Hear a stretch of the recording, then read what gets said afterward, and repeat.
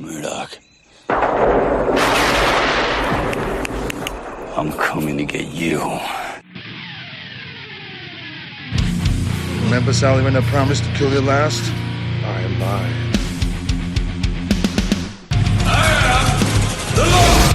Get off my plane. I have come here to chew bubblegum and kick ass. And I'm all out of bubblegum. John, I'm not gonna shoot you between the eyes. Shoot you between the balls. The disease. And I'm the cure. I'm gonna take you to the bank, Senator Trent. There can be only one. Dead or alive, you are coming with me. Yippee-ki-yay. I'm going to kill them all, sir. What is going on, everyone? Welcome to a new episode of Gimme Back My Action Movies, the podcast. I am one of your hosts, Charlie. With me, as always, is Nate. Say hello to the people, Nate. Hello there. Hello there, General Kenobi. Even though it's not going to sound like it to anyone else listening right now, but we're back. We're back to our regular scheduled recorded episodes. Gone for a month and you didn't even know it. Fun fact, Charlie. Go ahead. I outlived Aaron Carter.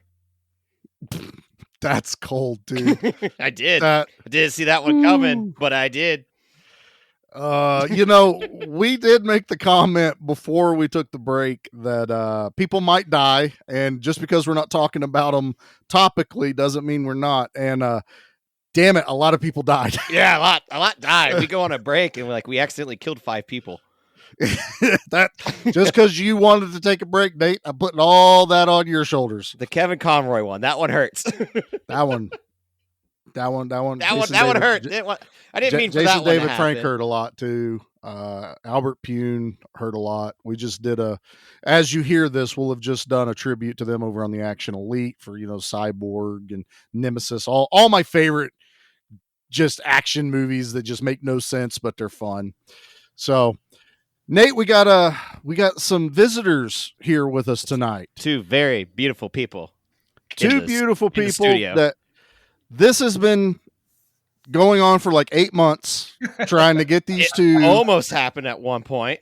It almost did. We'll talk about that in a little bit, but we would like to welcome to the show, after, dealing with their agents and the ridiculous list of demands.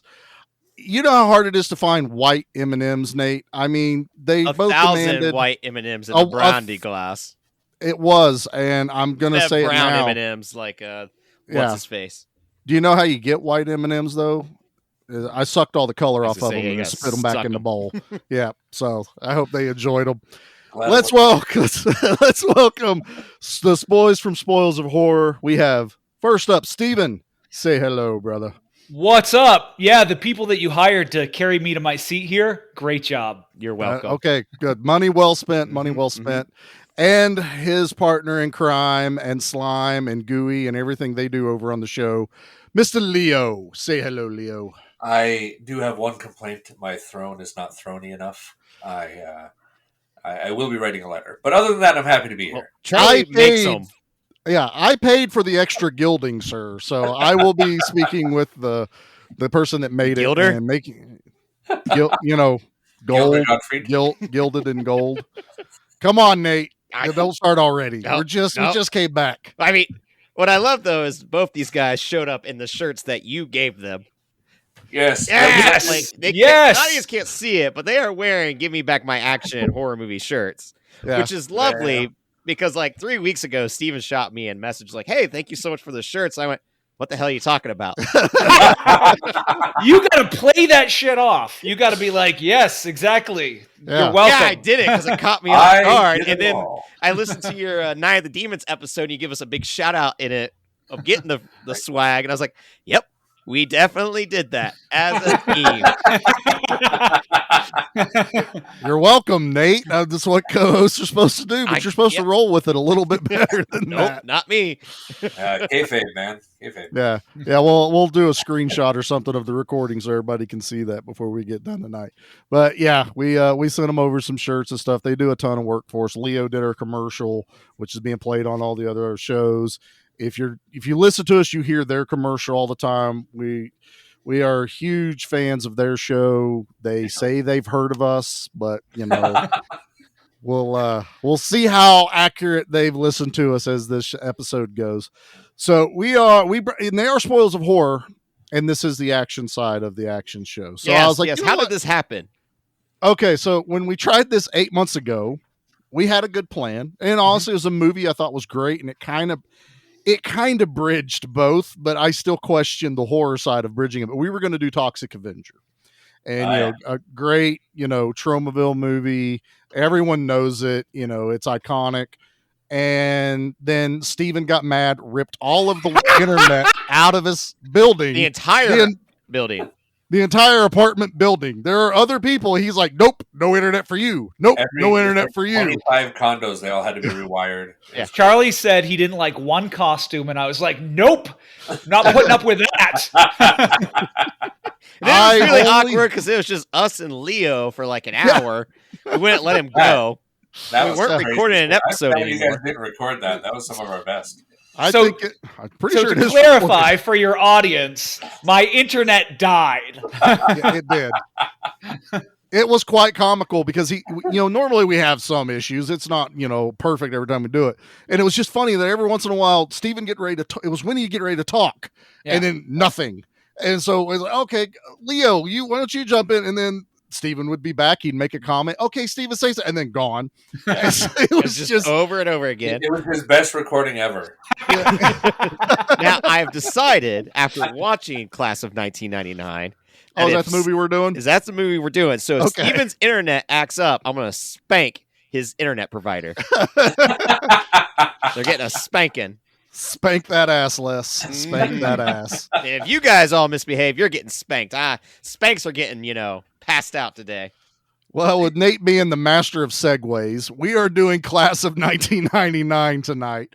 And I'm sure there's going to be quite a few of you going, what? What's that movie? I have never heard of this movie. But I have. And so when I watched this again earlier this year, probably about a month or two ago, it just hit me, and I was like, you know what? This is a perfect movie, I think, for all of us to do instead of Toxic Avenger. I had a feeling most of them hadn't seen it, and just the feeling of what I know they cover on their show and what we like to cover over on ours for a bit more obscure movies, I'm like, this is great. And also, it's directed by the guy that did Commando. There is a lot of pedigree behind this particular movie, and I thought it would just be fun, and I think it fits the bill. And there is just a bit of horror in this one as well. I mean, I think it fits well. So tell you what, let's go ahead. Let's hit the trailer real quick. It's a super short trailer. Like, I try to find the short ones. No, they were like, yeah, about a minute. That's all you need to know about this movie, and you'll all go watch it. So let's hit the Class of 1999 trailer, and we'll be right back. In 1998, 6 million violent incidents took place in American high schools, including 29,927 teacher fatalities. The public school system has been reduced to a battlefield. But the Board of Education has just found a solution. The perfect solution. You're next, Mr. Cope. For the Class of 1999. What are you? The Class of 1999. These androids were supposed to educate the students. Battle droids, Miles. Battle droids. To graduate is to survive. That's it. that's the trailer for Class of 1999. I think it's fun that this movie simultaneously got everything correct and everything wrong. Wherein they did not predict 1999 to have the right amount of technology that it should have had, but they also did not predict the Y2K thing where there would be no technology. So, yeah, I mean, it's prophetic and not at the same time, But bravo for trying, man. I mean, they really went out there. So for those that don't know, this is I want to call it a spiritual sequel to Class of 1984, which is Mark L. Lester's originally, the guy that directed this also directed that one, which was a teacher versus gangs of students. And I'm a fan of that movie. And I don't know if you guys have watched any of the other, like there's the prequel, there's the sequel to all I didn't this. even know there was a part 2 until after this ended. And Tubi went, "Would you like to watch part 2?" And I went, "Hell yeah, I do, but I got to watch another movie before I can."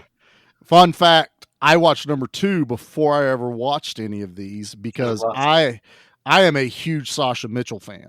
Ever since, God crap, what's the name of the show he was on? TGI Fridays. It was like one of those like step-by-step shows or something. It was Step by Step. That's the name of it. Step by Step. Good job, Steven. You nailed it. Don't tell anyone I knew that. But he played the dumb kind of cousin Cody on there. And there was an episode where he actually did martial arts in the show.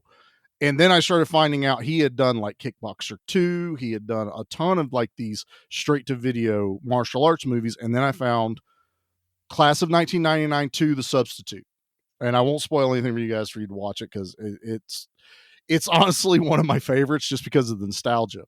But Mark L. Lester had done a movie about a teacher fighting gang members. It's a good movie. It's very gritty. It's not this movie at all. This one, he's like, let's make it sci-fi now. Let's give them robot teachers versus a gang war, and let's throw some Terminator and Escape from New York and one other movie I want to talk about a little bit later because I want to know if anyone else picked up on something I did or if I'm just crazy. But we'll get there. And I'm kind of hoping Leo caught it, but we'll find out because I don't know. I have a feeling Leo either caught it or when I say it, he'll be like, "Oh, yeah, you're right." But we'll get there. Oh, yeah. Well, I'm hoping Steven got it. Are you hoping Steven got it? I don't even know what it is. I'm hoping everyone got it. But as we Hyderabad got it. There's a lot of other influence in this movie too, though. Like there's a lot of like different little fingerprints in it. Yeah. Oh, there is a ton. Other places, yeah. And there's so many like little throwbacks to other movies, and the cast in this movie is, God, this movie doesn't deserve the cast it got. With Malcolm McDowell, Pam Grier. Yeah. Yeah, when Pam Grier showed up, I went, "Oh, hell yeah." This movie goes to show there's literally nothing that Pam Grier can do where she's not a badass. Right? Oh, yeah. Like literally rip her chest open, and we're fine with it as the movie goes on at the ending, and she's just walking around with her shirt and chest Pam Grier open. booby. Little half boob hanging out as it slipping goes. out the side. But we also got like Stacy Keach in here. And which drove me insane for like the first half hour. Like, why does this dude look so familiar? God. Yeah. Did anybody catch who the lead is? The lead guy. Well, the lead guy, Bradley Cody? Gregg, I don't know. Yeah. My heartthrob, Cody? He is in Nightmare on Elm Street 3. Yes, he is. He's the puppet guy. Oh, he's is the one he that really? gets all his ligaments pulled out? Yeah. Yep. Man. Well, did not know that. I have a surprise actor in here that it was bugging me watching it, and I had to look him up, and his name didn't like ring any bells, but he plays Sonny, which is the guy that gets totally messed up by the guards out front. He's with them when they pick up Cody from the prison, and he's played by Darren E. Burroughs. And I looked him up, and I'm like, I don't know this guy. I don't know, like the movies he's in. I've seen a handful of them, but not a lot. But I kept looking at his face going, I know this kid. I know this guy. I looked up his IMDb and scrolled on down. Guess who his dad is? Nate. I had no clue. Burr. Billy Drago. Are you kidding me? I am not kidding you. Billy Drago is his dad. And I was like, had a kid? That is it, because there's times if you pause it, that's young Billy Drago. A woman this carried movie. Billy Drago's baby for 9 months. Willingly, hopefully. And lived. For those Billy that Drago don't know, raised the kid? go back and listen to our Hills Have Eyes and then our Delta Force 2. And speaking of Delta Force 2, John P. Ryan is in this movie. Yep. who is the over exuberant general in Delta Force 2. Oh, that's right. Always the hard way. God. And he has the same maniacal smile and mannerisms in this movie as he did in Delta Force 2. And I was just, those aren't the reasons I love this movie. Those are just the little sprinkles on top that make it all that much better. We also got names. I'm blanking on his last name right now, but the kid that played Angel. Yeah. Homer. Homer, exactly, from Near Dark. Well, also the girlfriend is from Fright Night 2. Mm-hmm. Oh yeah, that's right. Yeah. So it's B-movie celebrities here. Oh, there are a ton. Yeah. And because we were going to do Toxic Avenger, and now we're doing this one, Patrick Kilpatrick was in Toxic Avenger, and he's the main robot in Class of 1999. Mm-hmm. He was the red and black gang member at the little fast food place. And I remember that because I think that's what we were talking about when everything died on the episode. True. Yes, that's exactly what we were talking about. And I'm watching this going, we got Patrick Kilpatrick back again. It was the Sandman and like Death Warrant. I mean, he's been in a ton of movies, and to me, this is probably one of my favorites of his. Anyway, he makes the best bad guy. Nate had an interaction with Angel the other day, didn't you, Nate? Well, I followed him, then he ended up like noticing 2 of our stories on Instagram. So now Angel knows we exist. We're basically best friends. Yes, basically. Now, it's funny you guys mentioned Tracy Lynn, who played Christy, the main lead actress in the movie. Yeah. Now, maybe it was just my version on Tubi, but every time she showed up on the screen, Dreamweaver kept coming on. Is that what it was? And there was a lot of hearts. Did that happen for anyone else, or was that just me? Just you. That's probably a feature you have. Okay, that's a feature I had. I felt felt your settings. And, oh, that's the one that showed up for me with Pam Grier. Yeah, got it. yeah. Okay, got it. I think that's what happens when felt fast and hard. I think that's what happens when you actually do the sign up on Tubi. You know, most of us watch it without signing up. You get to pick your crushes, like 3 pictures come up, and you just click on one. That's how Tubi really narrows it down. Yeah, they really get those recommendations nailed in perfectly. Those algorithms are getting out of control. Tubi, we're still waiting for that sponsorship. Anytime you want to sponsor us, we're willing to do it. Not for a lot of money. I'll just take the free sign in. I'll take it. I would take one time traveling machine with my current age to go back to 1990. Yeah. That's my demands. Yeah. Is that it's funny. It's nothing to do with the movie, but in mentioning that, people talk about that hypothetical. If you had time travel, what would you do? I wouldn't even do it to try and get rich or anything weird like that. I just want to go back and watch Star Wars on launch weekend. Oh my god! Yeah, that's how I would be the use one. time travel. All right, so I'll go back to try to like shoot my shot with Christy, and then I'll go back a little bit further to go see the Star Wars premiere, and then I'll go forward a little bit to see Empire and spoil it as I'm walking out. That's right.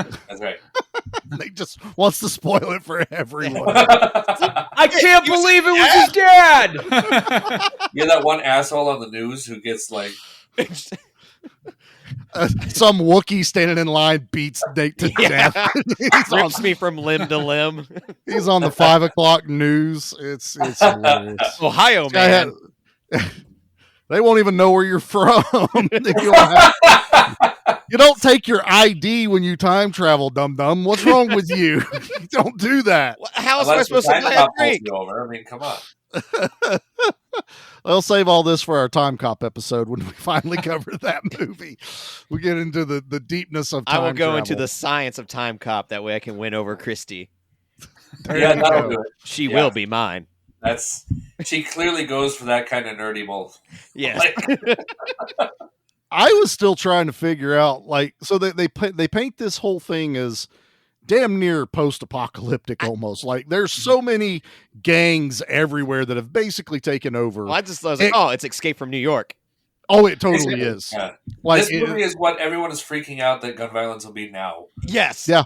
Yeah. Oh, it's on the pulse as far as that goes. Like armed guards at schools and, a ton of stuff like that. Isn't it weird that topically we've passed 1999 by year, and here we are, not in a dystopian future, but in a future where this stuff is more rampant?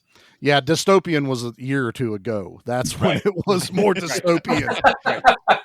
Well, but I was... Go for it, No, go ahead. No, I was just going to continue on the thought of that. So they made these schools, they basically militarized them, and there's like DMZ zones everywhere. That's where the school is, but yeah, everything around it is just war and chaos between the gangs, except this one school has rich preppy kids that go to it and Neanderthals and gang members. Yeah. So I want to be very clear before I tear into this movie or anything. I really liked this movie. I really enjoyed it. I'm going to go ahead and say I think it's the best movie we've ever covered. Oh, thank God. I really enjoyed this movie. And I have a lot to compliment about it. However, I was thinking this is like a war zone, and these kids are they're shooting guns in the air and whatnot, and then they're like, it's 7:30. I got to go to school. Yeah. Okay, now, this digs right into one of my big notes. I'm not sure if you're living in this future as a 13 to 16-year-old kid, where every day is literally you could wake up dead and you're fearing for your life, that punching the clock at school and doing your math homework is your priority. These kids are throwing grenades at each other. Yeah, you get out of prison. And they're like, Cody, you magnificent stud, what do you want to do now that you're out of prison? And they're like, go to school. I was like, wait, what? And the fact that everyone else is there, too. Yeah, it's the one plot hole I have in this movie that's big enough to drive a truck through. Why is this what they're focused on? Why? We've got to do what the teacher says. We got to actually punch in at 7 and leave at 4. The classic, how do we reach these kids? Yeah, right. Yeah, I feel like Cody should have just shown up to the school and had no one there. Then, of course, there's no movie. Yeah. But where are they getting all the ammo? How are they affording so much ammo? Some of them learned how to make it. They're out there chiseling rocks and getting the ingredients. When we meet Cody's mom, that's when I realized this movie was actually a prequel to 8 Mile. Okay, now you're touching on something that I was going to talk about. This was that the influence? Did I get it? Close. It's part of it. What no one can see is the giant grin on my face of all three of them just diving right into this movie with exactly what I wanted. I wanted this to be like, what did you pick and why do I like this movie so much? That is the exact feeling I wanted from everyone. Because Leo makes the comment, a plot hole you can drive a bus through. Let's make it a big yellow armored school bus that drives around the neighborhoods to pick up the hooligans. Also, they all have to go through metal detectors because they're all carrying assault rifles, shotguns, handguns, probably a rocket launcher. Can I just say something real quick? Rocket launcher, do they put it back in their hands? Oh, here you go. Have fun, Johnny. Right. Do you get a ticket? It's like, oh, wait, I have my ticket. Ballet system. Like, I'm number 69. Nice. Give me back my shotgun. Also, I just got to say, one of my favorite things, I laughed every time I saw this. When they're going through the metal detector, there's a bunch of soldiers that are there that are like, remember, like, no weapons, no knives, no this, no that. Also, no sexual activity. And they couldn't look at the biggest dork. They look at this big dweeb, and he gives him a look of like, no problem there, sir. He was the one in the coat check room that was checking all the guns for everybody. That's what it was.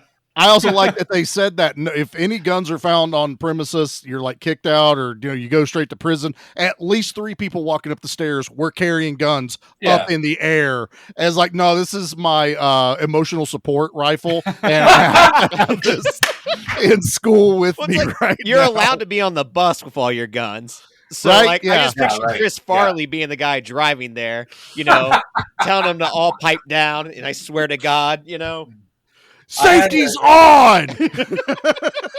In my high school, if you did poorly enough, they would actually threaten you with suspension. And one of the things you could do poorly to get that is cutting class.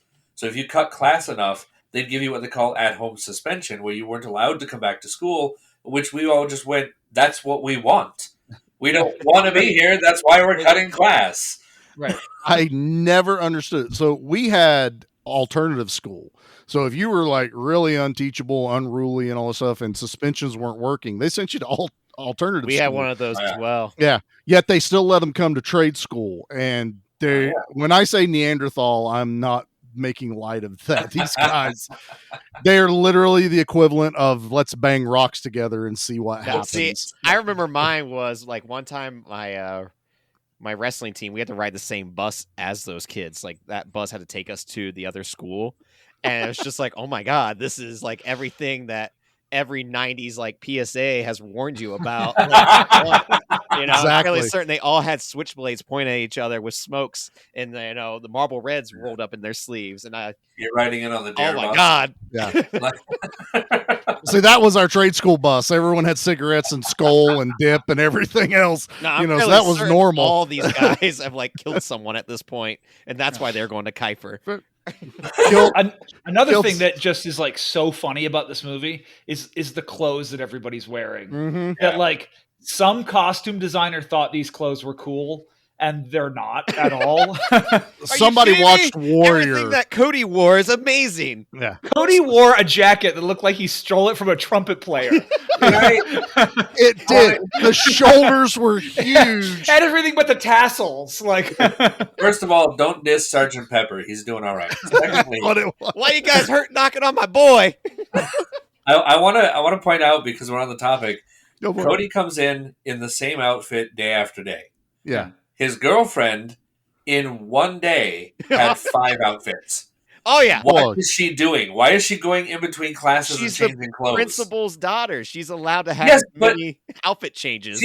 She's in a white outfit in math, and then she changes for another one for her social studies, and then she changes for another one for history. It's stupid. Have you met some preppy girls? I remember preppy girls in high school. There were girls that used to change, like they would like switch outfits. Yeah, especially like after gym class. That was always the big one. I would understand that, but it wasn't that. It was just this random pattern of every shot she's in a new outfit. I also like that everybody has like one of Steven Tyler's scarves like wrapped around their head. I like that. That was supposed to be the colors, yet their entire outfit was the colors. Yeah, they had like berets. The Blackhearts were like tie-dye, and I'm like, you're a hard gang if you're wearing tie-dye around. Calling yourselves the Blackhearts. I don't know, there was like mix of Clockwork Orange and Warriors and all this other stuff happening in this movie. But I was going to do so. Oh, I know what it was. Nate brought up the mom part. So I think saying that now, I want to bring this up. So watching this movie now, like literally the other day, I went, son of a bitch, I think I'm onto something here. So Cody gets out of prison. They come and pick him up. He's got a younger brother and his friends and everything that are full on into the gang life. He gets in and he's like, nah, man, I don't want to do that stuff. I don't want to do the drugs. I don't want to do this. I want to go to school. Everyone's like giving him shit. Like, man, you've changed. What are you doing, man? Then a little bit later, he goes home. He's got a drugged out, deadbeat mom. The kid's pretty much raising himself.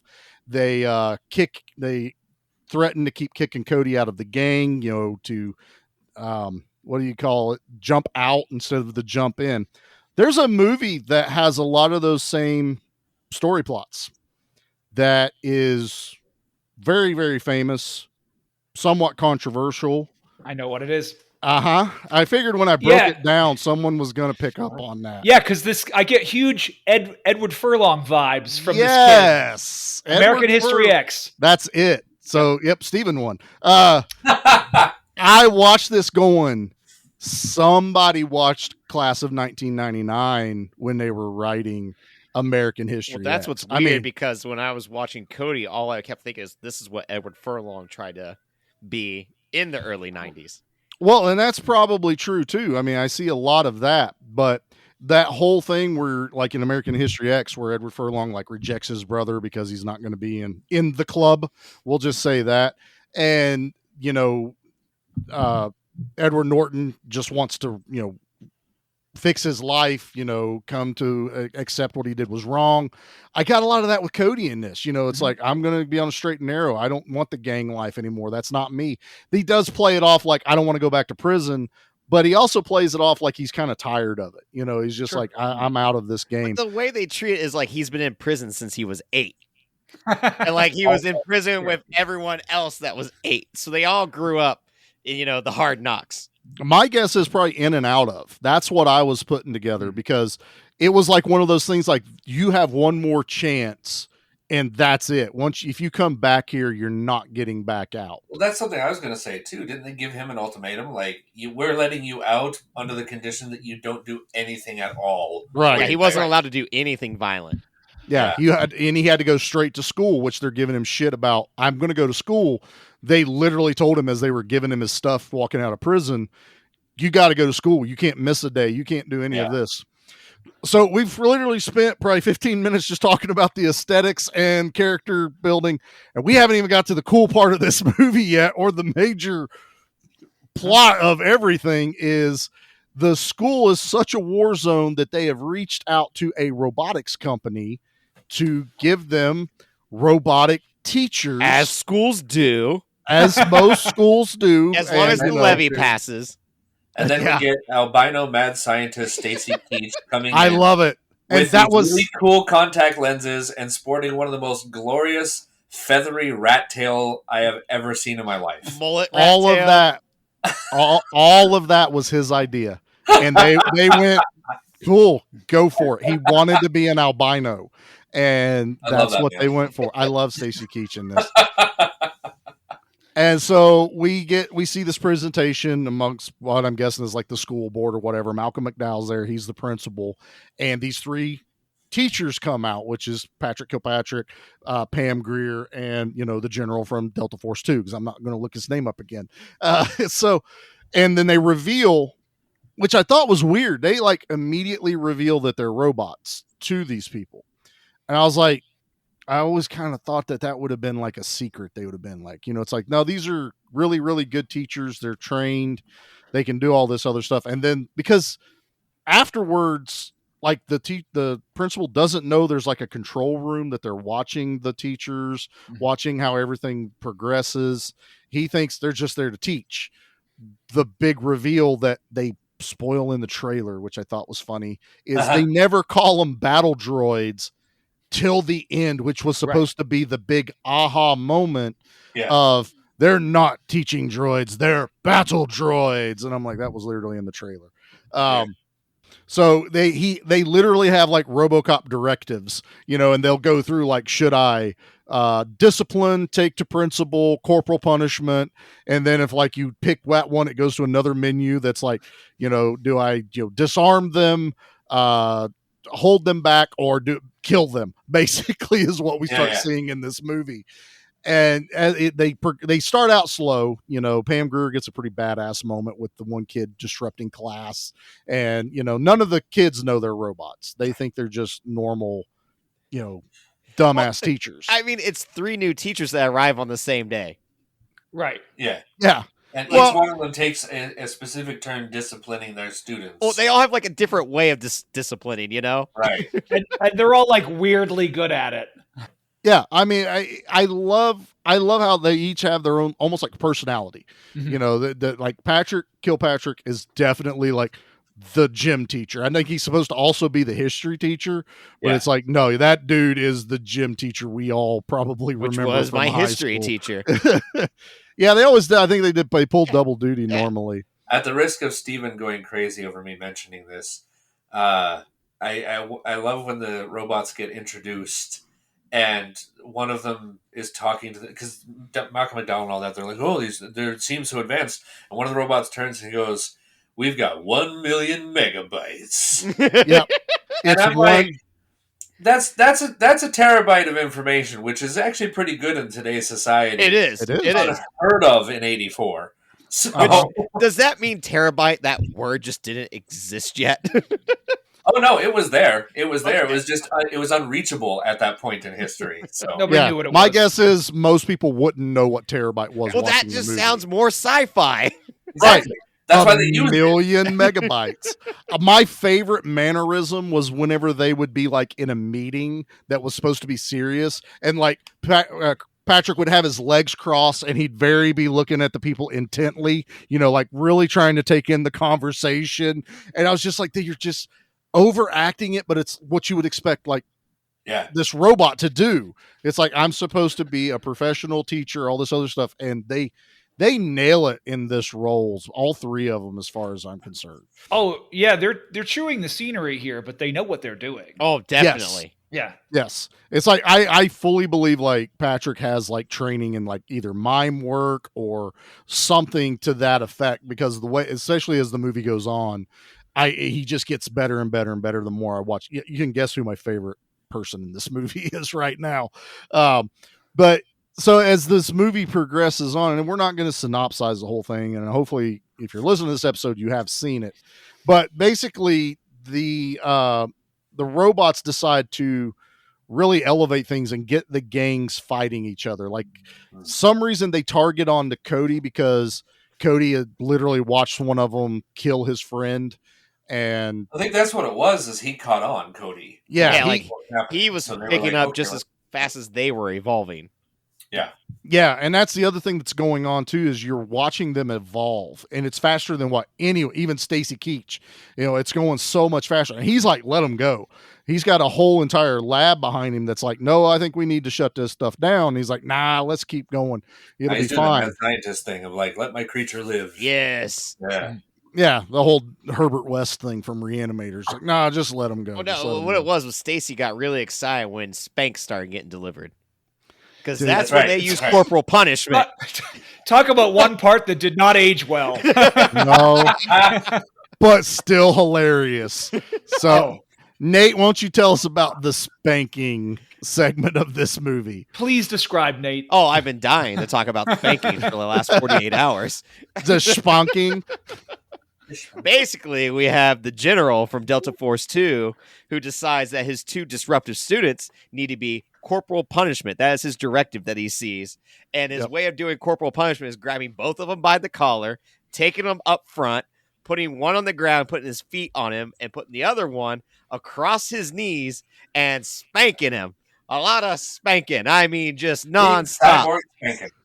Yeah. And they speed up the film, so it's really fast. So it's really fast. And I'm telling you, whoever the sound person was, they deserved an Oscar that year because they nailed. This kid had to be like 16 as well, so this wasn't like a toddler getting a spanking. No, this is you have like an actual young adult. 56-year-old actor just spanking a 16-year-old. And then after he gets done with one, he grabs the other one and starts spanking him, as if that guy didn't just learn his lesson from the previous spanking.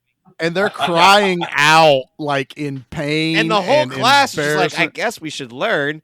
And maybe this is why we shouldn't pick up our Uzis. Exactly. Yeah, I think this is the moment that we all come together now as a class. The entire class had Uzis, and they're like, oh, no, we're going to get a spanking if we do wrong, so we're just going to sit down and be polite now, as opposed to, let's just shoot the prick. Yeah, because right after they all get out of school, they could all get their guns back and go, all right, well, let's go get the guy that spanked us real quick. Yeah. I would love to see if there's like a graph of like people who have like spanking fetishes, and then it gets to like when this movie came out and it shoots up. We've been accepted. We're on the silver screen. Finally, we've been seen. I always say representation matters. Representation matters. Even when it comes to spank techniques. These teachers do these disciplines. He does the spankings. They're back to the lab, and Stacy Keach gives him a line of something like, this is a level 7 multi-dimensional decision. I love that. Multi-dimensional. What are we talking about here? It's the whole right. The whole metaverse was involved. It was, man. Thanos coming down and I think Stacy Keach had a spanking fetish. That's what I think. I think he might have. I just want every movie to have this kind of result, though. Like Desperado, when Antonio Banderas came across the guy that shot him in the hand, he just, instead of going to shoot him with his guitar case, spanks him. Next sequel, John McClane doesn't win unless he spanks the bad guy. I mean, it's a Russian terrorist that's trying to avoid getting spanked.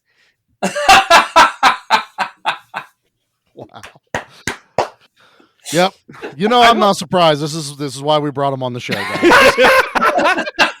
I picked this movie. I know what I'm in for here. So I will say, because I want to say something good about this film because I quite liked it.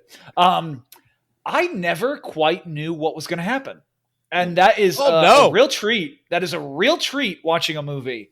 Because you have these gangs that are pretty well established, and you're not necessarily sympathetic to the gangs. They're doing really terrible it's stuff. a really good freeze, though, I gotta say. That's your screenshot at the end of the episode when you want to show that he was here. That's it. Did I freeze for a second? His whole building's about to lose their internet again. Yeah. Yeah, this is honestly probably the greatest picture. I just took that picture, honestly. Perfect. There, good timing. Great. I want you to know I could hear you guys laughing at me the whole time. That was the point.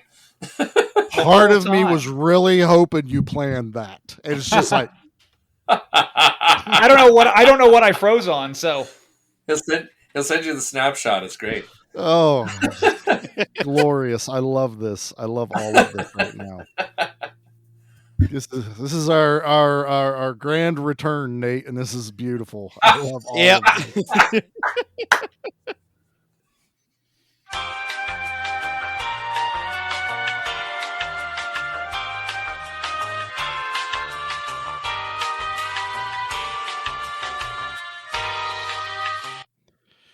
Well, not 100% sure what's going on there, so I think it's time to take a quick commercial break. We'll be right back. The Transformers will return after these messages. Welcome to the Monster Movie Stomp Down with me, Stompy, and my little brother Frank. Hi, I'm Frank. Yes, you are.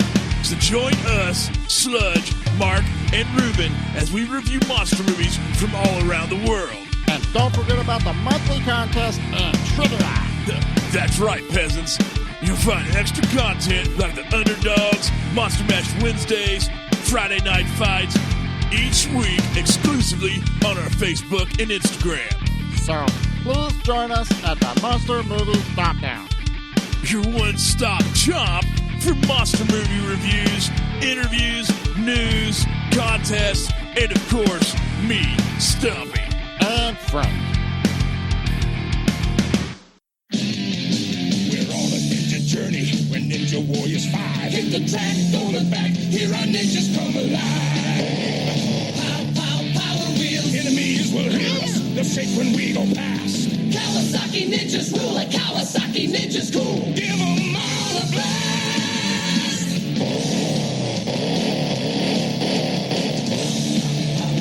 Kawasaki Ninja from Power Wheels. Some assembly and adult supervision required. Sound battery sold separate.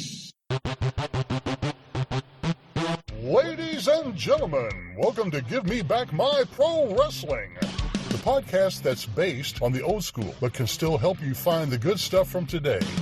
Jimmy Street and the Plastic Sheik, Jared, are the undisputed tag team champions of the wrestling podcast world. From thought-provoking topics to superstar interviews to action figure expertise. This team does it all, and all they ask is, give me back my pro wrestling! Every other Thursday, wherever you listen to podcasts. We now return to the Transformers. So we pulled Steven back off the ledge from ripping all of his internet out of the building once again. I said some very controversial things. It just got way off the lines. He took his shirt off and started running around with these blue ether cables up and down the hallway. So best was that it was cut. Yeah. So, best on the blooper reel. Yep, it will be because none of us can remember what the thought was. So we're going to just jump right back into this. It'll be fine. New thoughts, new praises. Nate, did you have a new thought for us, brother? I did. What's the football team like for this school? I wanted to know about the sports. Because, I feel like, he got a touchdown. We're just going to kill him. I like to think that this school doesn't have a football team as their major sport, more like a chess club or something. That's what I'm wondering. What's the chess club like? Yeah. What's Glee like? So they obviously wrestle because the coach was teaching them wrestling moves. Angel's playing basketball with his brother before he gets brutally murdered. Yes. And so I was like, so sports are a thing, just not at the school. But I'm with you guys. I really wanted to know more about like the extracurricular activities. Yeah, I want to know what the field trips are like when they get to go to like local museum. They're going down to the science center on Thursday. Yeah. Yeah. Honestly, guys, it's that scared straight thing they try to do on television. They take them down to the prison, and all the prisoners yell at them. Oh, hey, there's Cody. Yeah, what's up, Cody? We miss you. This is Seattle. They're going to take him to the EMP. They're going to take him to the whole Space Needle area, do the parks and recreation gag. Oh, I'd be down for that. That's right. You used to live in Seattle. Is this exactly what it looks like? No. Well, there is one area of town, yes, but the rest of it, no. Interestingly enough, in this movie, they actually have the dystopian area where the kids are dying every day, and then these two guys go out and have a fancy meal at a nice place downtown. That's a lot more like what Seattle is. It's like they're covering up all the rundown stuff with these nice areas, trying to get you to focus on that. Like the teachers were even staying at a really nice condominium, you know, so it's like they were like, this is literally like on one side of the tracks versus the other because they all still have to go to the same school. And it's just hilarious how this is set up. I like that as these robots, the only thing they need is this liquid and WD-40. I love when they open up the cabinet and there's like 50 cans of WD-40. Well, dude, it fixes everything. So, like, I like when she finds Pam Greer's bra and she goes, women have lots of personal stuff, but she's still a chemistry teacher. Like, what the hell does that mean? Those chemistry teachers, they don't have shit. It's called, as a kid, you don't think of your teacher like that. Literally, kids think the teachers live at school. Like when you ran into them at the grocery store going, Mom, my math teacher's here getting food. You know, that's meanwhile, your math teacher's like, this little shit better not say anything. Do not come up to me. Do not come up to me. This girl is defending her as a woman on woman. Like, women have stuff, and this is a woman's thing, and she's a human being, but she's still a chemistry teacher, as if that somehow is a separate situation. Right. I can't put these two things together. There's no way. Well, they didn't have the sex ed robot droid there with them. So that's in the sequel. Pam Grier also played that role. I would hope so. I don't lucky bastards. I don't want Patrick teaching me about that later. It's just although after seeing how she worked in this film, I don't need the hands-on version of that education. She was icy with her hands. Oh man! One might say with her flamethrower, she was hot. Oh, exactly. Ba-dum-bum. There we go. That's what we missed on our technical difficulties right there. But I also get back to as they're trying to set this plot that the robots are setting up the gangs against each other. We literally get a war zone gangland fight with teenagers with better armament than most militias down the street from me. And Cody has a handgun with the largest sight and laser on it, straight out of Escape from New York. And all those like Tango and Cash. Cash wants his gun back. That was all the attachments unlocked in Call of Duty for that. That's gun. what it was. You know how long it took me to get that? It's going on my gun. Yeah, but I literally have a rifle. I don't care. It's going on my handgun. Do you think these kids Cody was able to drive from the militarized zone over to the suburbia area where the teachers lived? Do you think that's where they got all their ammo and everything? They just rode into somebody's back. They just steal it all. There is a very well-off guns and ammo store owner around that area. I had that in my notes. This place has got to have a killer Army Navy. Oh, has to. Like that dude's like, I just sell to both sides, so I'm always coming up on top. I got it, guys. It's been in front of us the whole time. This movie was directed by Mark L. Lester. In Commando, there is an Army surplus place that has the hidden room in the back that you hit the button, and everything opens up, and there is everything that is in this movie is in the back of the Commando guns and ammo store. I solved it. There we go. That blows my mind that now we're talking about the director, that he goes from Commando to like this sci-fi crazy B-rated action movie, right? Yeah. Like Terminator ripoff. Yeah. It's just so insane to me that the dude worked with Arnold and then does an Arnold ripoff movie. Yeah. I really hope he pitched it to Arnold at least one time. Like while they're filming, he's like, so I got a really good idea about teachers that are robots. Yeah. He's like, I know you've done the robot thing once. Would you like to? It's going to be ever 10 a years teacher? before you do it again. Maybe step in and. Yeah, I would have loved Arnold in this, but it would have been the gym teacher. Absolutely would have been the gym teacher. It would have been hilarious. He also did like before this, like Firestarter. You know, right. I mean, he's got a pretty good pedigree. And after this, he rolled right into Showdown in Little Tokyo with Dolph and Brandon Lee. I mean, the man knows action, and obviously, it's one of the reasons why when I watch this movie, I just gravitate to this movie so much. There's no reason this should make sense, or it should even, you expect this to come from like Canon or Full Moon or one of these. Yeah. And it's not. And honestly, I didn't look up the budget. I feel like there's a bit of money behind this thing. $8 million. When was it $8 million? That's decent. So because here's my one gripe about that. And for what it's worth, you have a movie that has a good budget.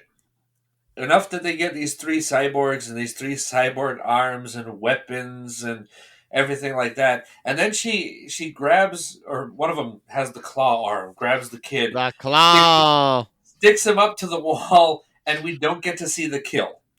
Like, you have the budget for the robot, you don't have the budget for the kill? What are you doing here? I am always irritated by the camera cutaway for the kill and just the spray of blood on the face. Yeah. To me, it's always a cop-out because the claw is so well done.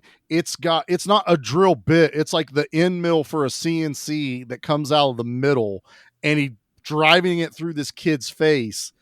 And I don't even get to see the aftermath. We got to see it in Phantasm, and they had less of a budget. Right. That's true. Yeah. I mean, it does look like he could slip out of that claw pretty easily.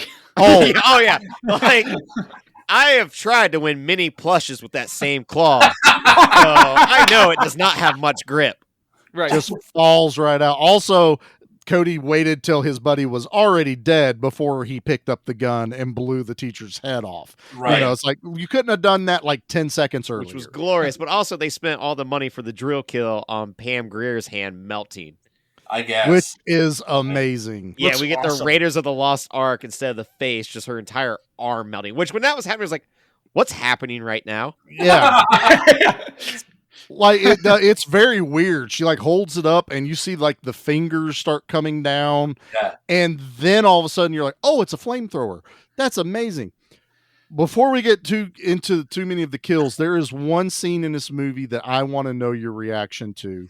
And we kind of I have a feeling I already know which one you're going to talk about. Okay, because I briefly said it because Angel's outside playing basketball with his brother, and they're having a good time, and the teachers have now declared war on fully onto the gangs, and so they hunt down Angel the kid, and they pin him in this like little parking area cul-de-sac garage spot, and as Angel's trying to run away, there comes a point where Patrick catches him, is holding him above his head.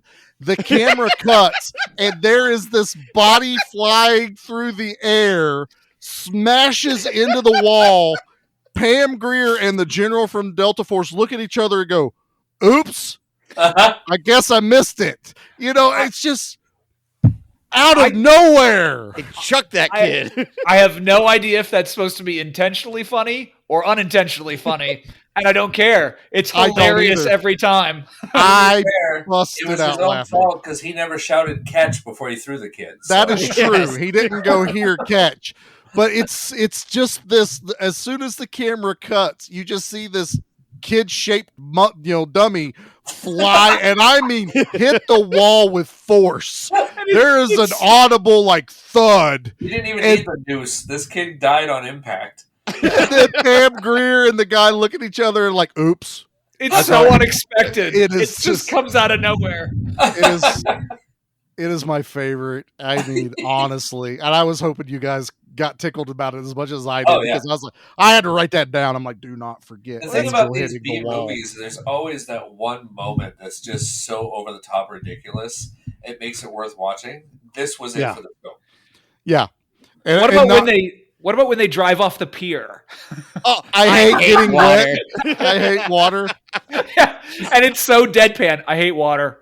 Yeah, no other reactions. He doesn't even attempt to hit the brakes. It's just like, I have now accepted this is my destiny. He knew he could walk back. He's okay. I mean, they're totally fine. And every time they show the general from Delta Force 2, he has a smile on his face. This entire movie, he is smiling the whole time. He's waiting until he can spank next. He's smiling when he dies too, which is even great. I love all of that. But yeah, I couldn't jump into some of because it's like from this point forward, this movie just goes nuts.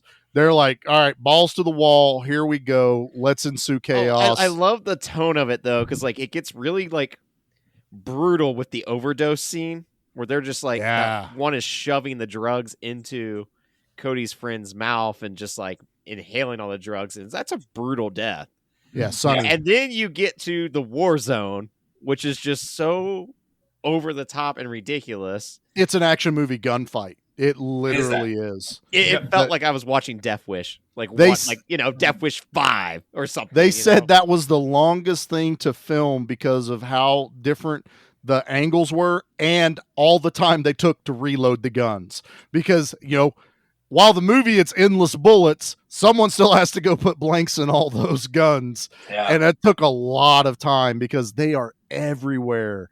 Sure. And you have the robots in the midst of all these people fighting, killing people from behind, throwing a grenade, blowing up buildings. Your friends are dying around you.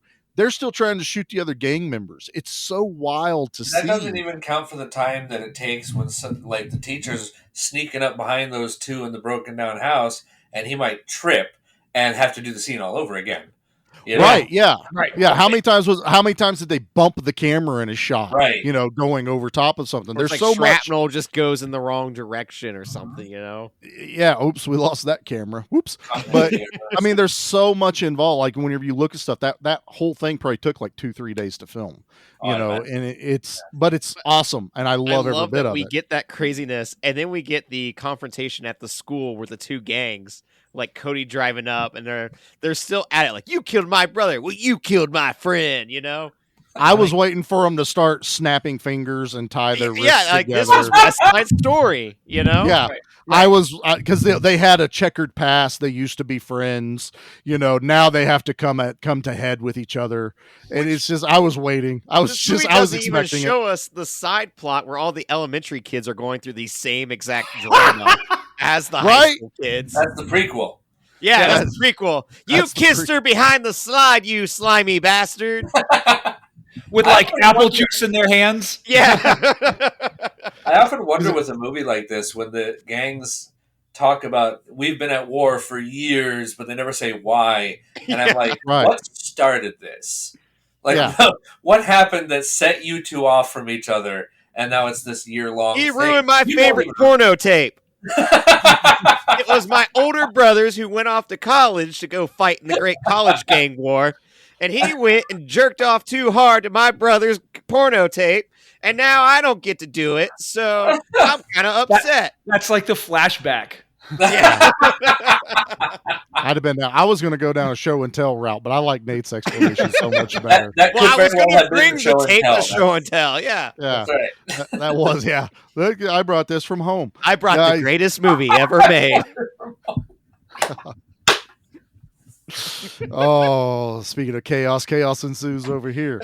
No, but like I say, I mean, this thing just you get to that point where they all meet at the school. They decide to join forces against the teachers, and then the dude busts out a rocket launcher, which is my second favorite scene in this movie. He's like, "All right, bro, do it." And he pulls like you guys were getting ready to destroy each other. I would have had a shot of a couple of the other side of the gang members going, "What the hell?" Like we had no chance. He was so excited. Yeah, he's like, "Oh, I finally get to bust this out." He was like Brick in Anchorman, running around with the grenade, just yelling inexplicably. He's just pointing the bazooka at other people, and they would just run away. That's all it would take. Yeah. I gotta say, that little rocket for 1984 technology had some big bang to it. Yeah, a lot of big bang to Everything it. had so much big bang. God, it's so much explosion. Explosions in the end. It's great. Yeah. I love it. And they all we're going to ride motorcycles in the school. Everyone is on a motorcycle as we go in. And they divide and conquer, and the teachers, this is when we get those great reveals of like Pam Greer's arm, like they shoot her up and they see the green liquid come out of her, like guts fall out of her too from behind, which I love the ooey gooiness of that. Oh, so great. And then, the hand melts and she's blowing, flamethrowers. She hits a couple of them. But then my next favorite is Patrick comes walking out of one of the classrooms, stares at him, and literally does the Terminator move before Terminator did it. Okay. The original Terminator didn't do this. It wasn't until the second one where he holds his hand up and peels the flesh off of it to reveal a Gatlin rocket launcher. I'm like, I was expecting like a minigun. No, this dude's got like Ed 209 rockets. Question. Go for it. One got a rocket launcher. One got a flamethrower. Do you think the one with the claw is disappointed? I totally would have been disappointed. He did something in programming. Okay. The three cyborgs got together. He's like, "Come on, man!" Click, click, click, click, click. It's that bullshit. We never got to the. He died before we could reveal that he actually had the Love Machine 6-pack gun shooter at his crotch. He just drop his pants, and it's just there's two little mini Gatlin guns going to town. Yeah, I'm not totally convinced that these cyborgs are all that high tech when Pam Greer's flamethrower arm, the servos keep making all that noise the way it's making. They are the loudest robots once the skin comes off. I think it sounds awesome. I actually really enjoy it. I think it's very campy. I love it, especially when they do the thing like, "Do you hear that motorcycle?" I'm like, "No, I hear servo motors." This movie can be judged by the wideness of my smile, which starts very small, but I'm enjoying the movie, and by the end was like ear to ear. Oh, most definitely. As I'm getting more and more batshit crazy, I'm like, this is like, if I was a kid, had my action figures, and I'm making them smash into each other, I'm like, this is the storyline. I gotta say, yeah, completely. If I was younger seeing this for the first time, it would have been a whole different experience. I would have loved it even more. Yeah, this would right by I'm so mad I didn't get to see this as a 12-year-old. Yeah. I saw this as like 14, 15 years old, so I at least had it early enough. See, that's the right demographic. It's the perfect one. That's why this movie has stuck with me for so long. I'm actually mad at myself that I kind of not watched it for a long time till Tubi brought it up. Yeah. And, so I sat down, I watched it just because I watched the second one. I'm like, I haven't watched the first one in a while. And I watched it going, I have to change the movie. Like, that's literally my thought in my mind. I pretty much messaged Steven immediately, and I'm like, "Hey, I'm calling an audible. I really want to change this up, and you'll understand once you watch it." And it's kind of how I pitched it to all of you. No, that's how he pitched it to me too. I was like, okay, I went in completely blind. I didn't watch anything. And by the end of it, I'm like, why didn't I get a cartoon show of this? Why didn't I get like a game on my Genesis of this, Yeah, a video game version of Class of 1999 would have been amazing. We found out they did one for Universal Soldier after we did the episode. So, it's like this would have fit perfectly. And before we end out here, we got to talk about the final finale of this movie is that Patrick Kilpatrick gets run over by a car, and we get the great Terminator thing. It's not really dead. And he comes out, and it's like, yeah, we're not even hiding the fact that we watched Terminator before we made this movie. It's like half human, half robotics. Everything's like dripping off of him body wise. When we get into the like puppetry work, it's one of the best puppets I've seen from this type of budgeted movie. I adore what they do with this. Honestly, I think the reason they left the eyeball in the robot sides of the eye, which really makes it goofy, is because if they took it out, it'd be like, yeah, that's definitely Terminator, and we're going to get sued. So we put the eyeball back in his head.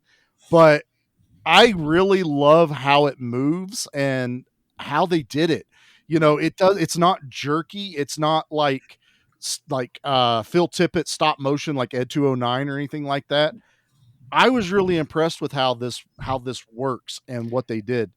It's also the right beat for the end of the movie, because you want to end on a robot. You know what I mean? You don't want to end definitely. I need a full reveal of what their face looks like. Like, you got a little bit of that in the beginning. They teased it of like what they kind of look like, but they peel back the mouth and everything, which is, I think, a Westworld reference, if I'm not mistaken.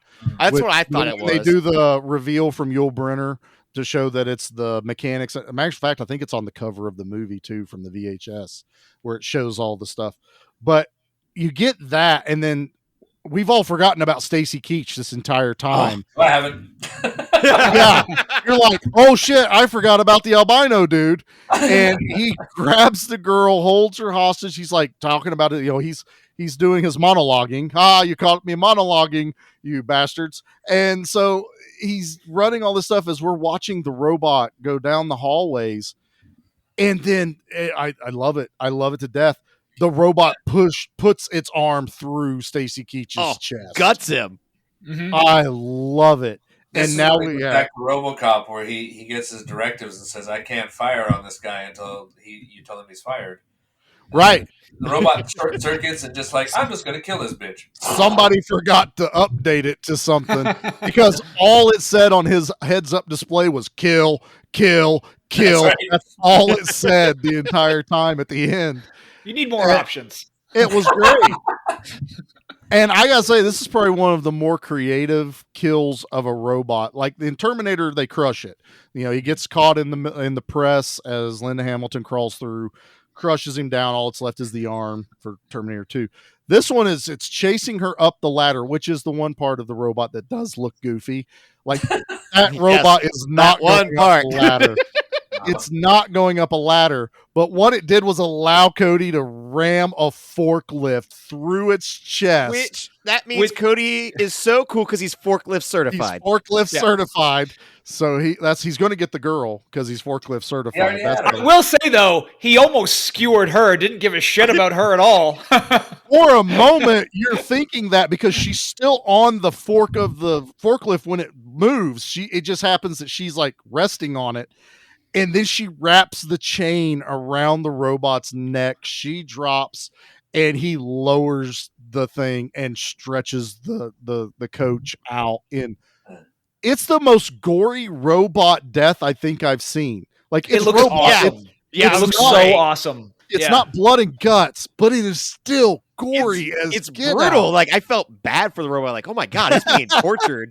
It's a great practical effect, and there's green liquid everywhere. Yeah. It's awesome. The head, when it lands on the floor, still looks awesome. Looks a little bit better than the puppetry version. It's just the head. But I love it. And then it's like all the pieces just slump onto the ground in like 3 piles. And they walk away. They're done. Typically, when you have a killer robot movie, it just ends with an explosion. They just blow the thing up. Right. Yeah, not a hanging. Having anything different is always valuable, and having this one was much more creative, as you say. Oh, I wonder if it's because they hung his brother. Yeah, well, there you go. See, irony. I didn't even think of that. It all comes around. Damn. Yeah. Which, and the honestly... the movie just sort of happens, and the movie ends, and the gangbangers all have to have that late 80s dystopia all around them, and and it's a fantastic end song. In I was this. gonna say the end it. song, I was losing it. Yeah. And speaking of songs, this movie was made in 1989. Yeah. Did you guys hear a song in this? Oh, I did. What did you hear? I heard a Nine Inch Nails song. Hell yeah. You did. Yeah, he did. And you're talking super early in their career. Oh yeah. Yeah. Like they've only been really known as Nine Inch Nails for a year. Yeah. And So they're they probably are super excited to have this movie deal. Yeah. Oh, I guarantee. And I know I've read some things where it's like, especially if a movie only uses like a couple seconds of a song, they don't have to pay as much, but a lot of bands would just be like, I'm in a movie. That's fine. Use as much as you want. But it was when the Hector's on a phone call and you're like, wait, I just heard Nine Inch Nails. When was this movie made? I looked it up. It was like they formed in like 87 or 88 to really become Nine Inch Nails. Because this movie was filmed in 89 and came out in 90. They delayed it before it came out.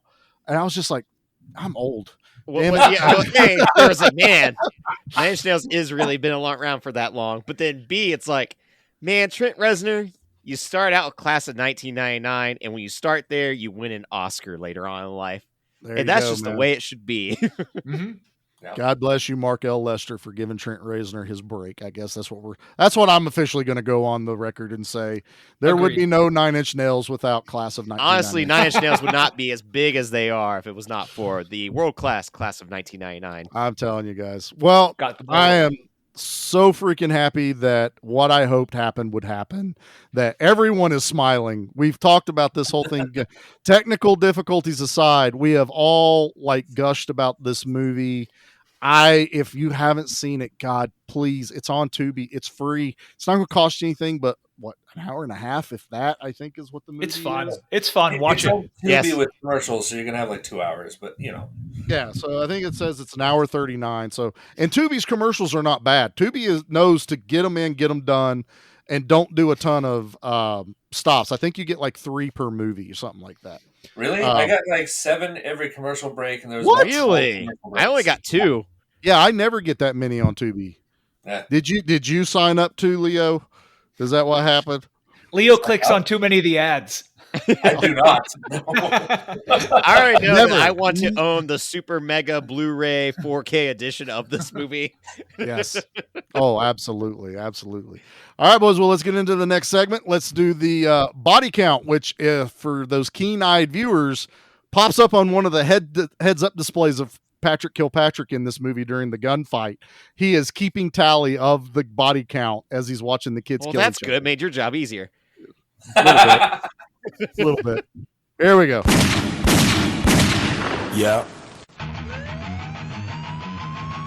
Leave anything for us? Just bodies. Body count. Body count. Body count. Body count. And I'm only just realizing that sound clip is from Commando.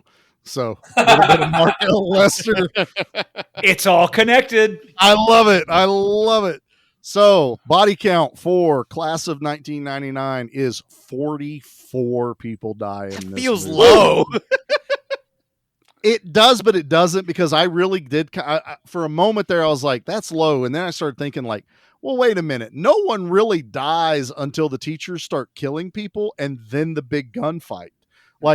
The gang, no one died in the big car chase, Mad Max style, at the beginning. Yeah, I guess that's movie. true. It's just everyone was just shooting and throwing grenades in the beginning. Hector just got boo-booed after the car literally flipped with him in the bed. So, and for those that I did mention it, so the kill counter was at 14 when they show it from the robot's perspective. There's a little segment. That's just his perspective. Did we count all the other gang members that died? See, I was trying to figure out, was it what he was watching, or was that his personal kill count as he was going through? So yeah, were the robots racing? Yeah, it's was it like Gimli and Legolas? They were like, I have 3. That only counts as 1 when he throws the grenade into the building. They'll compare notes back at the apartment. Yeah. I love that's we've really gone into the meat and potatoes of this movie, and I love it. Potatoes. All right, here is an equally more difficult segment we have to do now. So now we have to do Kill of the Week. Have you ever killed anyone? Yeah, but they were all bad. All right, we're going to start with our guests. And Steven, what is your favorite kill of the week? And I will say right now, we can count the robots in this. Yes, they count. Yes. That was going to be my question. Yep. Nope. I knew it was going to come up, so they count. I'm debating between two. Okay. But I'm going to go with Pam Grier's fiery death in the chemistry good lab. One. That is amazing. We didn't talk a whole lot about it, but it was a good death. It's both awesome, like just the like the cinematography when everything blows up, it looks great, and her chasing them with the flamethrower looks great. But it's also hilarious because they take a fire axe and throw it across the room and hit her with it with expert precision. Doesn't need to happen, by the way. No, that's totally added on just for flair. I don't know. He has an amazing one-liner after killing her. Yeah, it's like she got fired or something. There's a lot of great one-liners in this movie too. Yeah, don't forget to stretch, coach, or something like that on the final kill. I love that. The history teacher one, he's like, your history. Yeah, your history. There's so many good one-liners in this. So, all right, cool. Pam Grier's death on that. Leo, what is your favorite kill of the week? I'm going to have to put Angel in as the runner-up. Only because, not because of his noose around the neck death, but I'm still convinced he died on impact hitting that wall. We are all in agreement with that scene. Yes. But I think the kill of the week is going to be the friend in the gymnasium who's pulling a gun on the teacher and got walloped. Oh, yeah. Yeah. That kind of sets the tone for everything right there. Well, that's really a catalyst in the movie. That's where things start to just tick off. And it's like, oh, this is getting real dark quick. And you're like, he could totally incapacitate that kid easily, but then went snap and broke his neck. What was it, Steven? Go ahead, brother. I want to ask a question. Did he look like the only person in this movie that couldn't hold a gun? That kid? Oh, yeah, definitely. He was the bad gang member. He would have not done any damage at the war zone. Well, he just left like 18 vials of whatever that crap was. So it should have made it better. Yeah, they make reference to that. They were like, I saw him there. He would have never hit him or something like that. He couldn't hit the broadside of a barn. He was so messed up on drugs. And then so I was really messed up. So insanely. So Nate, what is your kill of the week? I'm surprised none of us have talked about this one yet. There's probably a reason. Yeah, there's a big gunfight going on. And we got Cody and his friend. They're in the hallway, and you just see the wall break, and a dude gets snatched and bent backwards and thrown through the wall. Yes. That happened, and I was like, the blob! And like, blew me away, I was like, that's such a good kill. And when the camera goes through the hole, there's two pieces of the kid laying there. Yep. And the guy that did that effect worked on the blob. He's like, you know what? This is a really good kill. I'm going to do it again. That's it. That's awesome. Yeah. Oh, that is a great kill. So I guess it's my turn. Yes, go for it, Charlie. So here's what I got. My favorite is going to be Patrick Kilpatrick at the end. When they rip that robot apart. But I'm gonna change something up for my special mention. Is the most artful is the fingers through the throat on Malcolm McDowell. Oh, that's a good one. That is a because good you one. see the fingers go in the flesh. Yeah. Because even when the daughter bursts into that room later and he's still laying there, it still looks really well done because the finger imprints are right there. Well, it's very much like The Thing. When the Thing takes over the guy's face, and yeah, exactly. I mean, it's like putty, but it's just, and honestly, it didn't look. They do it so well with the practical effects that if anything, watch this movie for the practical effects. They're not cheesily done. They're fun, but they really put time and effort. That's where I feel like a lot of the budget, that and the sheet metal vehicles that run around, and Cody's Cadillac that literally they took the bumpers and flipped them upside down. And now I want that Cadillac and I'm going to do that. I asked Nate, I'll do it in a heartbeat, but I adore that. So kill of the week will be, ripping the robot apart because it's not just metallic gore. It's just gory for being a robot kill. And when your influence was Terminator, which Terminator we were talking about, most robots just get blown up or dismembered. They crushed him, which was awesome when you first watched that movie. You're like, I've never seen that kill. So they're already going, well, we can't crush him. It's kind of sucks if we just blow him up. Let's take a forklift and stretch him across. Yeah. That is brilliant in my mind and creative. And I wish we could get more of that kind of thinking in movies.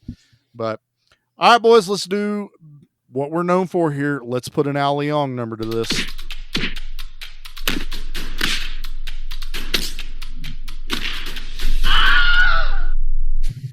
All right, guys. Well, I know over at Spoils of Horror, you run by a different set of rules. You don't review movies. You just talk about the enjoyment factor you have. But for today, you got to put a number to that enjoyment factor. So, Leah, I'm going to start with you because I started with Steven a second ago. So, what is your Al Leong score for Class of 1999? This movie falls into one of those unique categories for me where I can't say it's a great movie because it isn't in its own regard. It's a cheesy little B film. But in that, how much fun did I have watching it? And the truth is, a hell of a lot of fun. This is definitely a movie I would revisit and something that I would bring people in to watch on movie night and have a laugh, and it would be a great time. So I've got to go at least 8 or so with this one. Perfect. I would hope for nothing less, except for maybe Nate. So, Steven, how many Al Leongs are you giving this bad boy? So I'm a big believer that you have to compare a movie to the right movies. You can't say that, Schindler's List is a 10, therefore this is a something. You can't compare them. No, you can't do that. The best version of this type of movie, we already said it is Escape from New York. Yep. All right. That's the best version of it. Maybe it's like Hackers too. I got big Hackers. Oh vibes yeah, from that's this movie. True. Totally. Yeah. So, Leo's laughing because he knows I love Hackers. Everything's we love Hackers. That movie. Yes. We adore that movie. I watch it all the time. If you decide to do it on your show, I would love to come back for Hackers. We need to do Hackers now. We will schedule Hackers up. I'll make it work. Yes. Yes, my whole reason for being here. Yes, he intercepted us. He's been in the wings for weeks going, I'll get him. There's a lot I like about this movie. We've covered everything I think is goofy. There's a lot of good actors in it. There's a lot of, it's got a great color palette. It's just a good looking movie. A lot of colors pop. I think it's got a really good script too. It moves. Biggest crime for a B movie is to be boring. This movie is never boring. No. This movie is a lot of fun. It's always changing. It's always becoming something new. I really like that. So yeah, I'm going to give it I'm not going to go quite as high as Leo, but I'm going to give it a 7.5. I really enjoyed this. This was a lot of fun. Fair. No, that's solid. Nate, come on, Bubba. You literally signed yourself in as Mega Cody Lover on your video. I was going to make it Super Mega Cody Lover, but it wouldn't let me have that many characters. Oh, okay. He tried. So, obviously, I was a little worried we were going to have a Metal Storm debacle when you had recommended this. I was like, oh boy. I wasn't going to do that to you. And then with the opening of the movie and Kids with Guns, there was a part of me that went, oh boy, this is not going to age well at all. I got super nervous and just like little cringe, And then I had a complete blast, and I really do think this is like my favorite movie we've covered in a very long time as far as just something new. So I really think it's like a 9.5 for me. I can't think of anything I'd fix. I can't think of anything I'd change. I had such a blast. If I was 12, I would have had a sexual awakening of Cody and Christy. I would have not known what to do with myself. At 34, I still don't know what to do with myself. You picked a banger.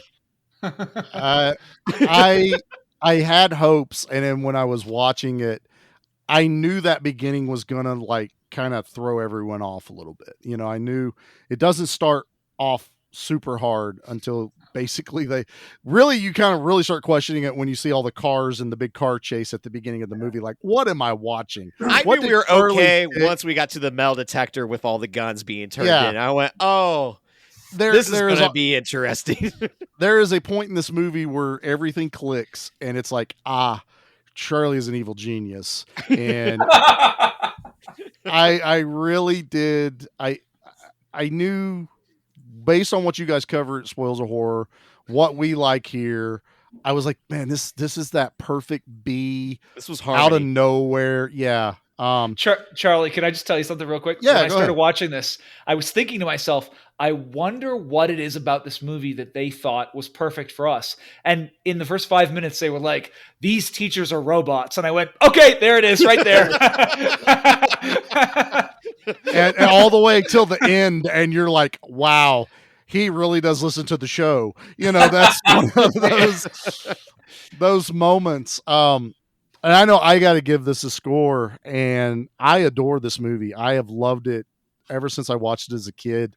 It is a favorite, and it sucks that I have to say it was almost a forgotten favorite. You know, you especially doing the show, you forget about some movies that you're like, you remembered how much, you know, you enjoyed it till you finally get to revisit them again.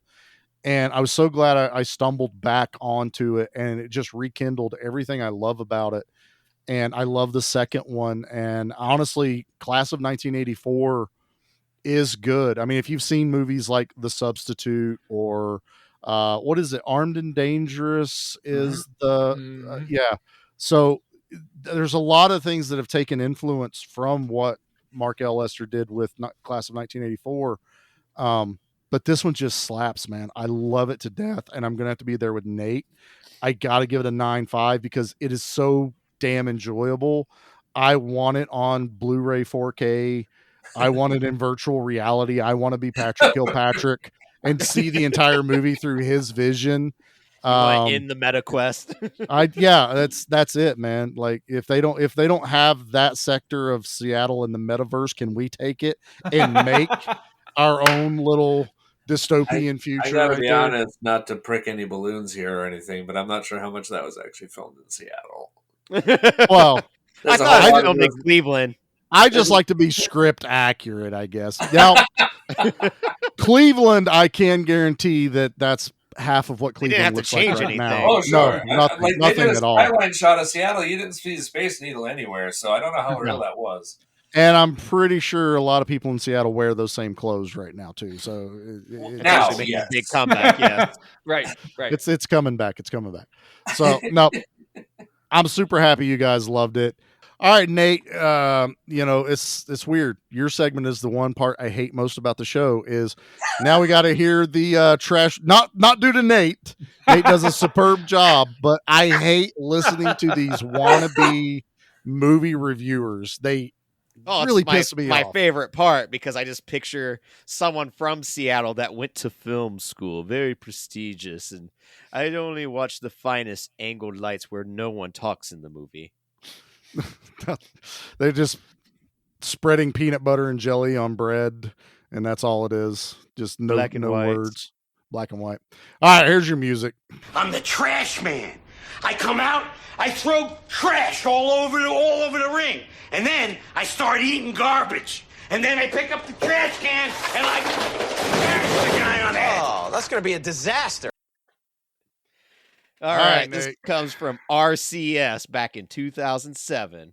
Okay. He called this a frantic salad bowl, third rate, Mad Max plus Escape from New York plus Terminator. A 2 out of 10. Ooh. Well, I don't like this guy. If you can watch a movie at 2 times the speed and still get all the sense or charm out of it, this is the movie. Third rate to say the best overall. Some special effects are not bad. Some even copy, spoof, or rival with Terminator. A few scene might even be constructed as anticipating T2. But the whole is a messy salad bowl between Mad Max post-apocalypse, survival-like gangs of dirty, juvenile thugs dressed in colorful rags, add bits and pieces of some late 1970s Escape from New York, and The Warriors.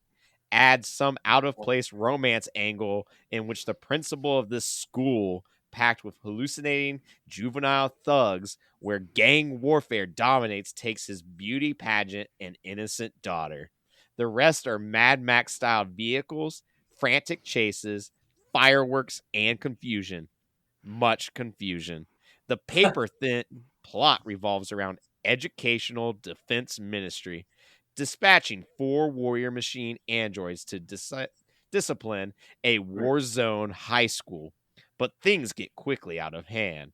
All actors were at the time soap opera, super serial, or cable TV junk actors. So don't expect much of them. It has the fireworks of a Schwarzenegger's 1980s actioneer without the charisma. Third rate and salad bowl. Only special effects are passable. Ugh. He Like, made you everything take that I back like. about Malcolm McDowell and Pam Grier, I'll tell you what. Right? Yeah. Yeah. Yeah. I'm so upset. Ugh. While we were on break, Pam Grier was at Ohio State University, and I didn't know. So, she was doing like a Q&A there, and I didn't know, so the event was sold out. Missed out on that. Would have been cool.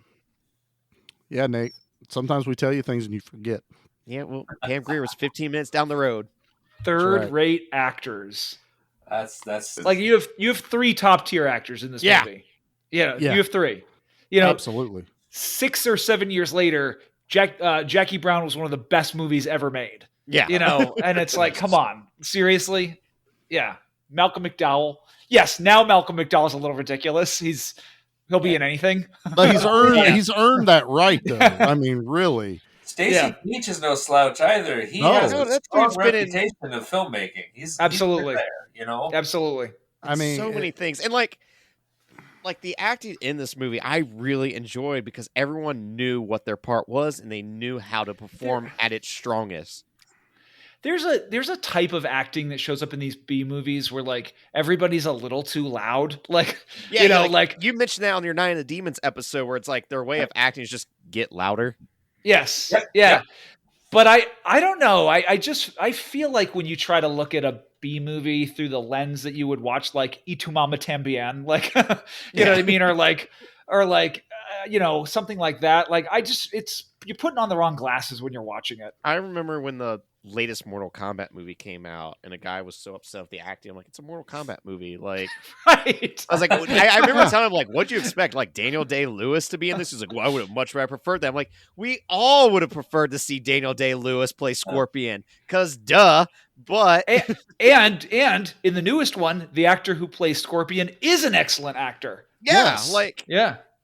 I don't know. This is what irritates me with these wannabe reviewers and doing this segment, because what they do is all their negatives is everything I put positive to. That's what I love about the it. entire movie. Title. Like the whole thing, down to Arnold-esque. I'm like, it was directed by the dude that directed Arnold in Commando. Yeah, so only did one of my favorite maybe Arnold there's movies. some influence. I don't know. God, man, these people. Everyone's entitled to their opinion, even if their opinion is shit. Absolutely. Leo, we're getting that put on a shirt. All right. I'll do it. There you go. Perfect. I was going to submit the art for it. Well, you guys work on that behind the scenes. Okay. All right. Well, everything I wanted to happen from this episode, even though this has been a long time coming, has come to fruition. I got you guys on the show finally. It will happen again. For hackers. for hackers is the only way I'll get them back. Although I think right now it's only Steven that said it. I don't think Leo was all that enthusiastic. He's like, thank God. Maybe he'll shut up about that movie. I'll admit this openly, and I'm not sure I've even admitted it to Steven yet. I might have. I've never seen it. Oh, so now we're definitely doing hackers. Yes. Oh, absolutely. Yes. It wasn't a lack of enthusiasm. I just don't have an opinion yet. Oh. I had a pitch for you guys when we're done recording that we'll talk about after this as well. We'll do Sweet. That. So I would also like to take a quick moment before we wrap up to applaud Sure. Steven for making it through the whole episode. Yeah, bravo. His internet, he didn't get mad. I didn't touch anything. Totally not. And I restarted the router. All right. It's only had to use the technical difficulty button once. So far so good.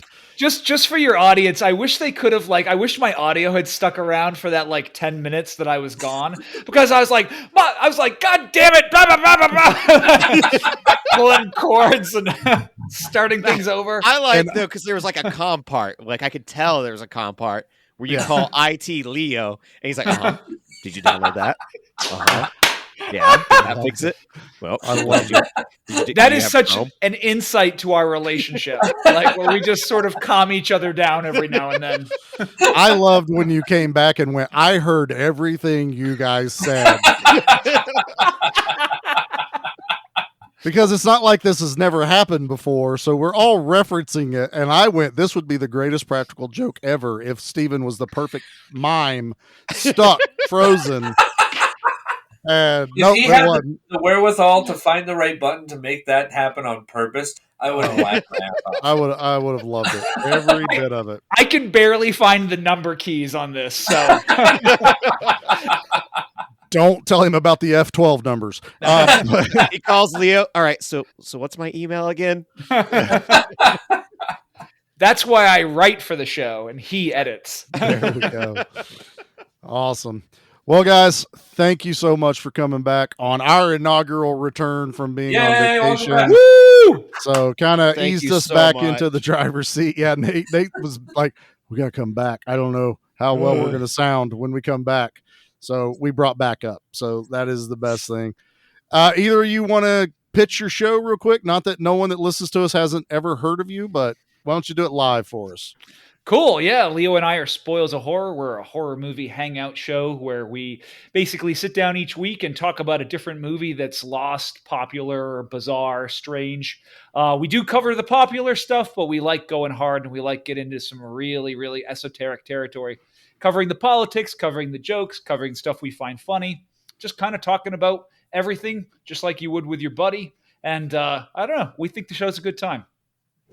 Well, I know it is. I would listen agree. regularly. Yeah, Nate and I both do. If anything, there's like Steven slipping into my DMs has probably been the greatest like DM slide ever. It's always epic. Yeah, I love that. I love that. And you know, I know it's a good show when they're like, hey, if you've never seen this movie, go watch it. And I'm like, nah, I'm going to listen to you guys first. And then I'll decide if I actually want to watch the movie, which thank God I did that with the Greasy Strangler episode, because I will never watch that movie. That is a gift that keeps on giving. It is. It was like that brief moment. Yeah, that brief moment of maybe I should watch the movie first. And then I listened and I went, thank God I didn't. All right, boys. So for your audience, that movie was picked for us by another podcast. Yes. A great show called 100 Horrors. Which our listeners have heard that commercial played on our show as well. Oh, they're very funny. So they picked that for us. And it fell under... We pick different movies each week. Leo gets a week, I get a week. Yeah. Just like you guys. Yeah. So it fell on my week. And I remember watching it and calling Leo and going, they got it so perfect for us, because this is definitely the kind of movie I would have picked. It was exactly Steven's kind of movie as well, because I ended up watching it for the first time ever going, what is this? How did this happen? Why are people making this? Which is exactly the kind of movie he tends to bring me. Right. And you guys sent them Q, the Winged Serpent, in return. Yes. Yeah. I don't think there was a fair trade-off, though. I don't either. I don't know. We're going to cover Q eventually. It's on both of our short lists. But I'll tell you this. We both liked the Greasy Strangler. It is what it is. Oh, yeah. But we laughed a lot during that movie. I was just like, you guys liked it enough that I don't need to go through that. So I was like, we still say lines from that movie all the time. Well, sure. I will enjoy it through your enjoyment. So that's where that goes. So it's a everybody, safe bet. That's it. So everybody, please, if you are not already listening to them, please go check them out. Go on Spotify, rate them 5 stars. It helps all of us out. Speaking of which, please go check out our show if you haven't yet. Give us 5 stars rating on Spotify. Go check us out on iTunes. You can also find us on Facebook at Give Me Back My Action Movies and Give Me Back My Horror Movies.